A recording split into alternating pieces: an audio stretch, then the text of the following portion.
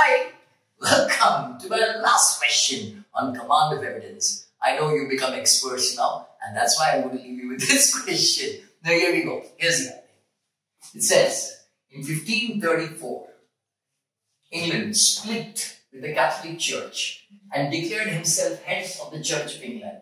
In part, why did he split?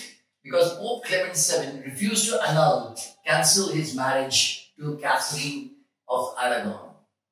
2 years later, Henry VIII introduced a policy titled the dissolution, that means dissolving, of the monasteries that by 1540 had resulted closure of all Catholic monasteries in England and the confiscation. What is confiscation? You take over the property. That's called confiscate. Confiscation of their estates. Some historians assert that the enactment of the policy, which policy? The dissolution of the monasteries, was primarily motivated by perceived financial opportunities. Lots of data are there, but what we need from that data is the more important point. The question, how will that do it? We use this, which is called I call it the magnet method. So what is the magnet method? The magnet method states, you look at the question, which quotation from a scholarly article best supports the assertion of the historians mentioned? So what did the historians mention? What? The historians mentioned only one thing, that this dissolution of monasteries was actually not because of his anger for his marriage. The most important thing was this dissolution of monasteries took place because of financial factors which were involved in that. So if I find an option which actually goes to understand the financial factors to it, Mamma mia, I have my answer. That is what we talk about. Let's look at the options and let's play the game as we get into this. The first one, here we go.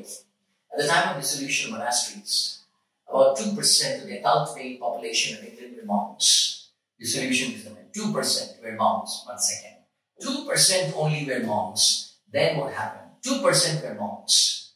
By 1690, that is from 15 then 16, adult population, male population of monks was less than. This is talking not about the financial considerations.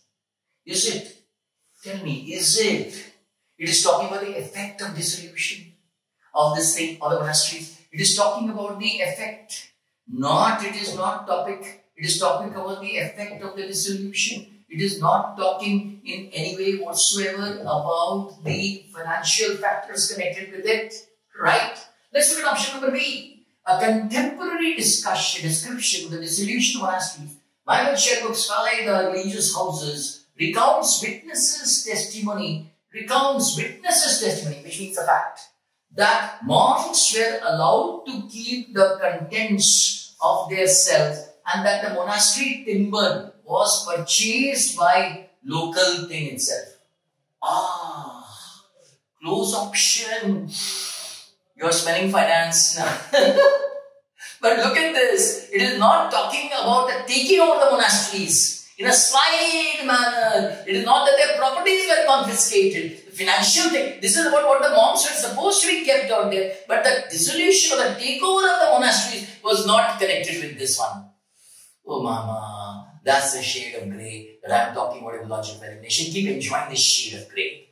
So this, I'm saying, if I don't find a better option, then probably I'll look into this. So I put a question mark against this. Let's look at option number C. For you, it says, in 1535, year before enacting the dissolution of monasteries, Henry commissioned a survey of the value of church. Commissioned a survey. Value of church holdings in England. The work performed by sheriffs, these are legally bishops and magistrates, began that January and was swiftly completed by summer. What does this option say? This option is saying one thing, that before the dissolution, he evaluated the properties. Tell me one thing. Don't you think that Henry put this dissolution after knowing the valuation of the properties? Yes or no? Therefore, the financial factor, the financial opportunities which are being talked about over here is directly connected with this evaluation of the survey out over there. Right? So, I say, this is better than this. So, I'll say, okay.